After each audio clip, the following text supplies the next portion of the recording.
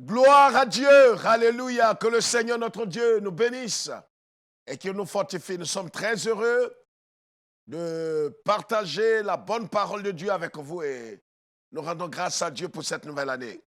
Nous te bénissons, notre Dieu et notre Père, nous te disons merci de nous donner encore l'occasion d'être debout, vivant.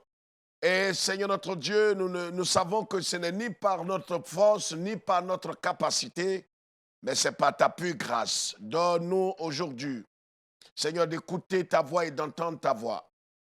Parle à nos cœurs et enseigne-nous encore. Gloire à toi, au nom de Jésus-Christ, notre Sauveur et Seigneur. Amen. Nous vous saluons et nous vous souhaitons bonne heureuse année.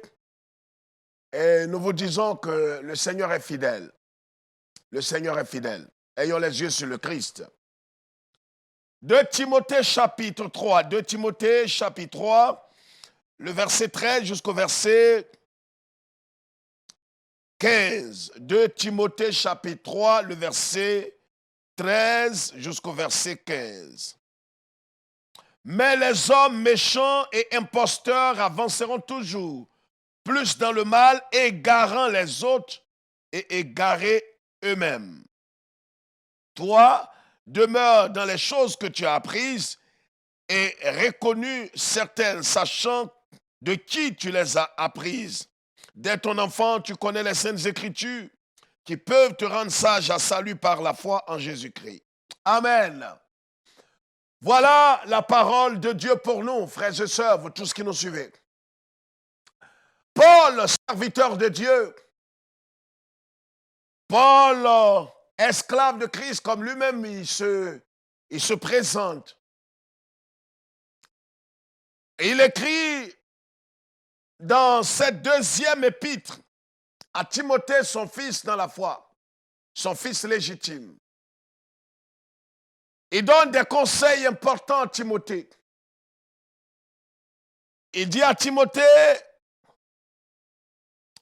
que dans les derniers temps, il aura toutes sortes de choses, comme un père spirituel donne des conseils sages à salut à son fils. Paul dit à Timothée, sache que dans les derniers temps, il aura des temps difficiles, des hommes seront égoïstes, méchants, pervers, ennemis, des gens de bien, cupides. Et après tout cela, il dit à Timothée, toi, reste attaché à ce que tu as appris.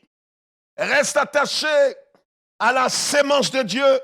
Garde la foi. Demeure dans la sainte conduite. Frères et sœurs, en cette année, depuis des semaines, des hommes et des femmes souhaitent de bonnes heureuses années aux uns aux autres. C'est une bonne chose et rien contre cela.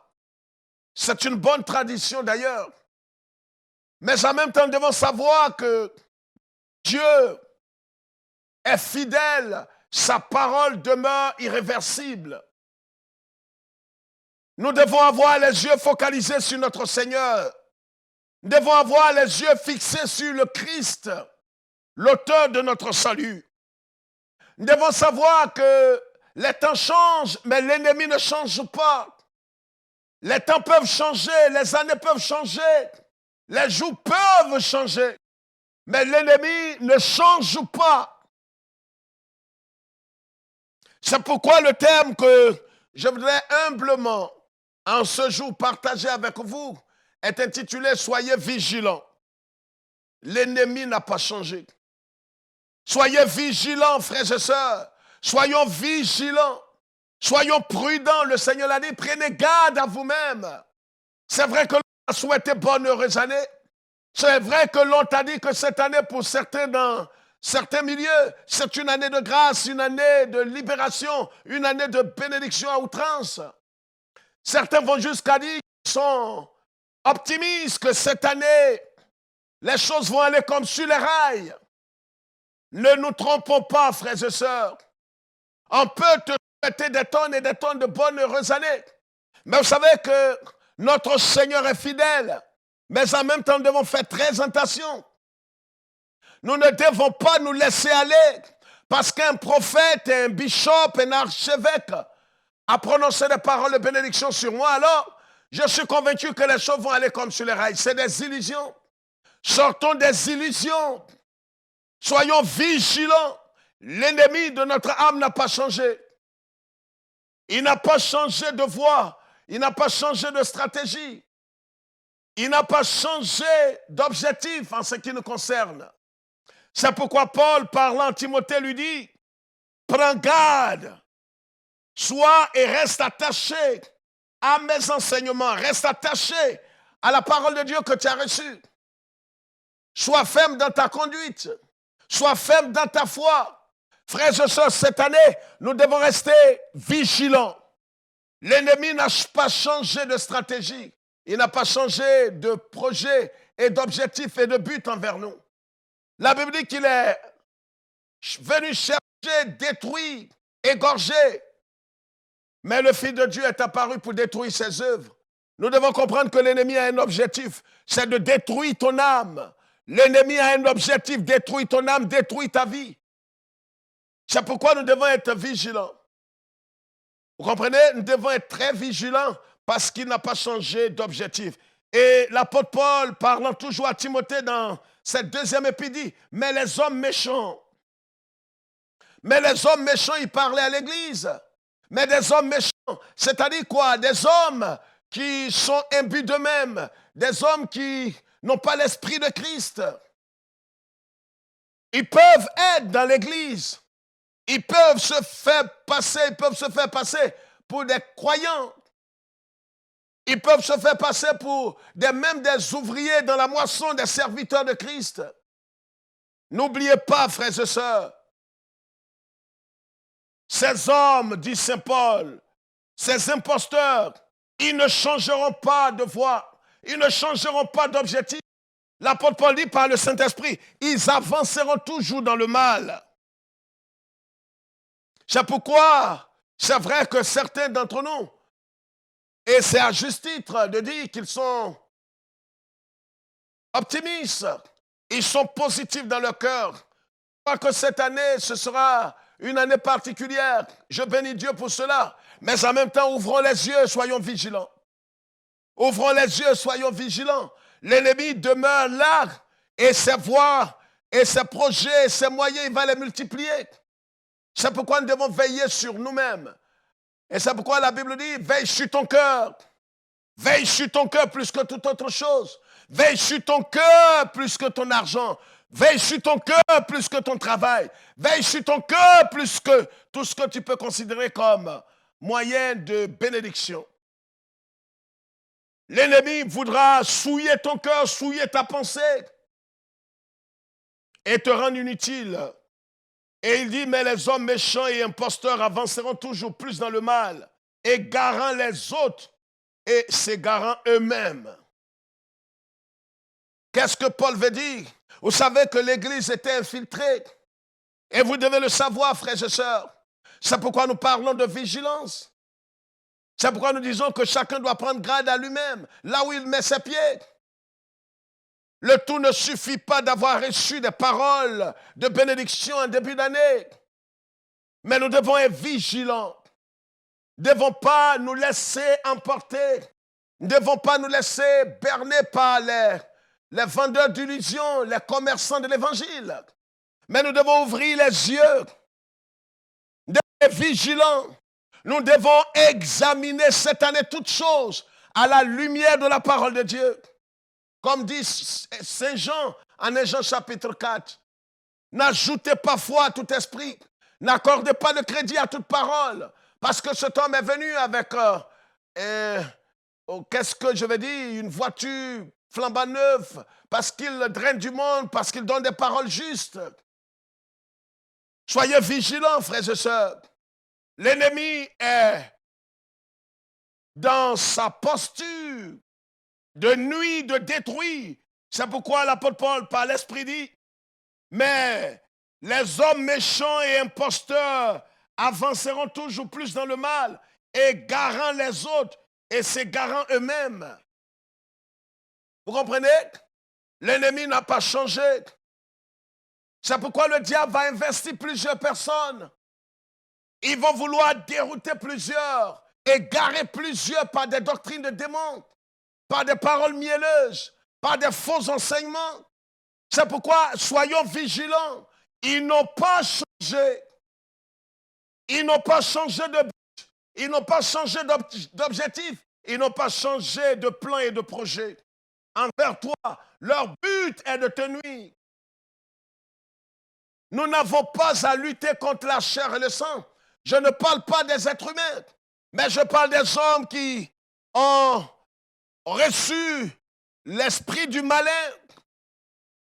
Ce sont des instruments du diable qui vont perturber ta foi, détruire ta communion avec Dieu. Soyons vigilants, frères et sœurs.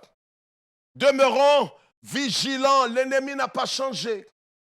L'ennemi de ton âme n'a pas changé. Il demeure ferme dans sa voie. C'est pourquoi Paul a dit à Timothée ici, reste attaché. Parce qu'il savait que l'ennemi de son âme n'avait pas changé d'objectif. Le diable cherche à te tuer. Il cherche à te nuire. Il cherche à détruire ta communion, à détruire ta foi, à te séparer du Seigneur. C'est pourquoi toi, reste attaché. N'entre pas dans ce que les théologiens ont appelé le relativisme.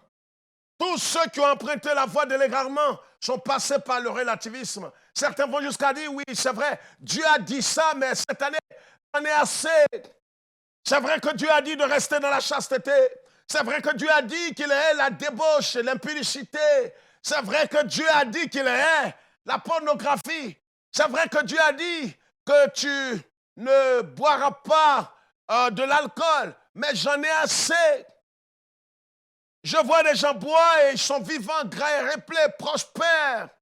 Je vois des hommes qui vont dans le monde et vont se marier à des impies. Je vois des gens travailler dans des organisations sataniques.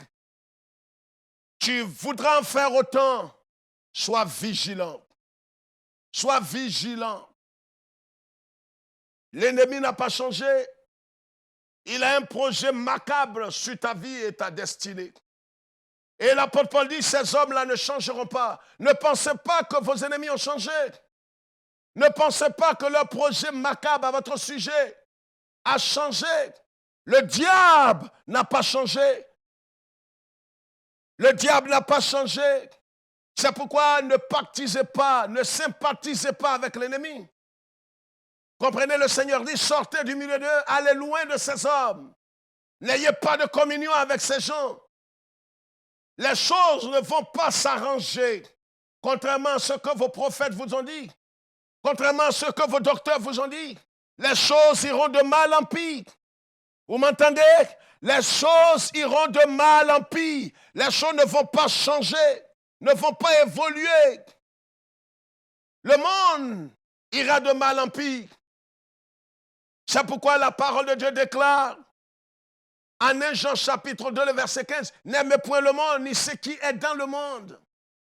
Vous savez tous que nous avons été sauvés du monde pervers. Nous avons été sauvés du monde qui est en dérive, le monde qui est condamné, le monde perverti. La Bible dit d'ailleurs que le monde tout entier est sous le contrôle de Satan. Et Dieu, dans sa grande bonté, dans son amour infini, nous a sauvés du monde qui va à la perdition.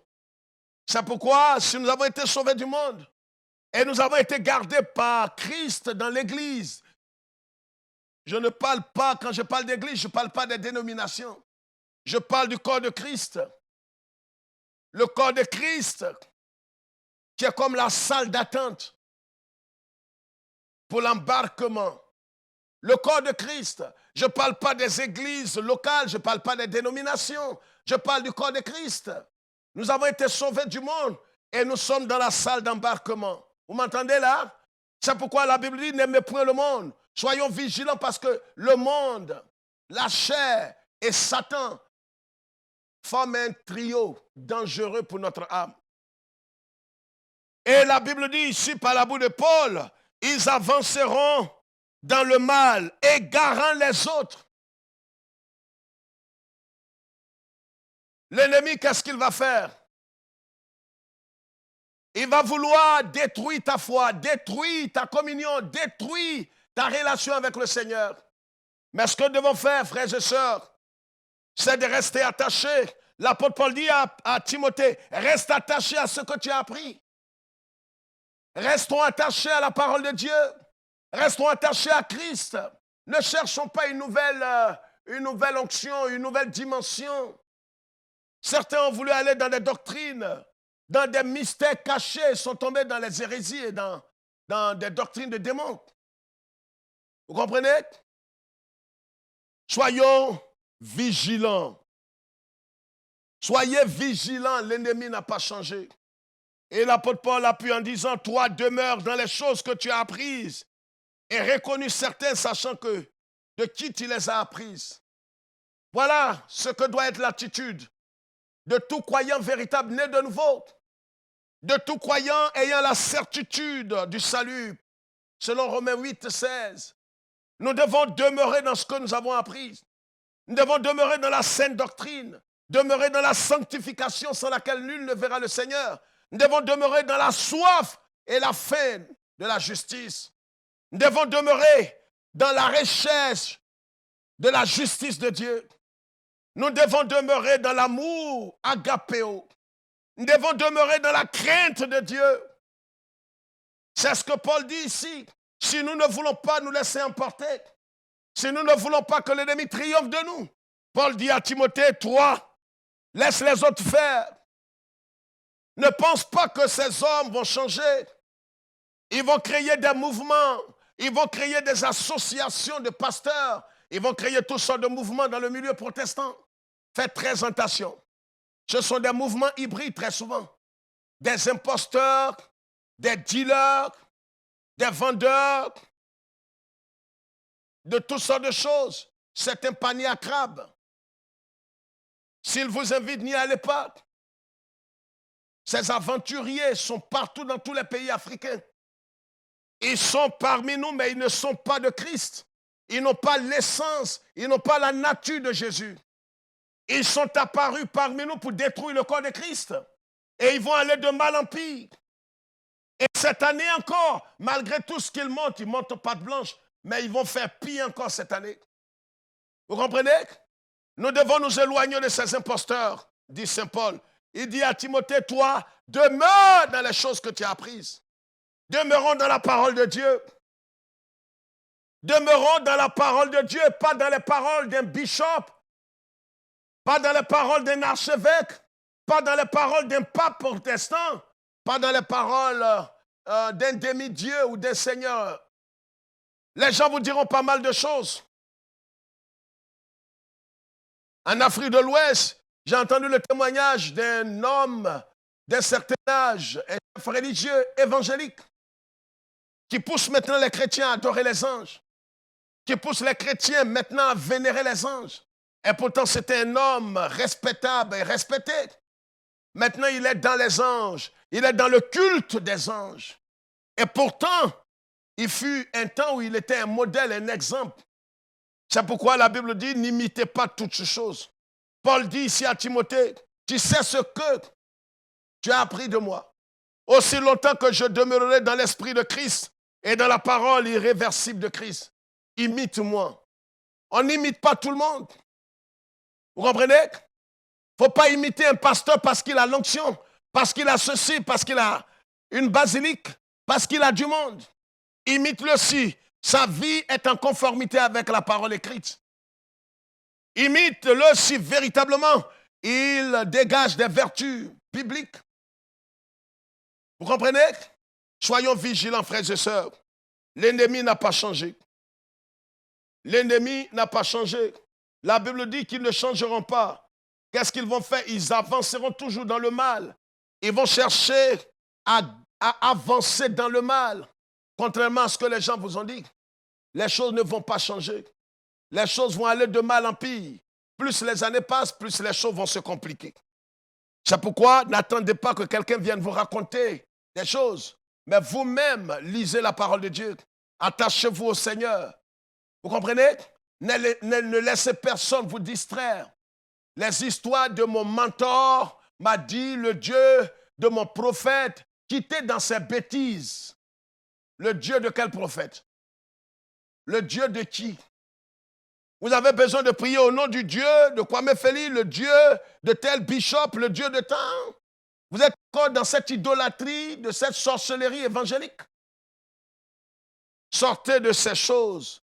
L'ennemi n'a pas changé, il va user de beaucoup de malice pour mettre le grappin sur ton âme.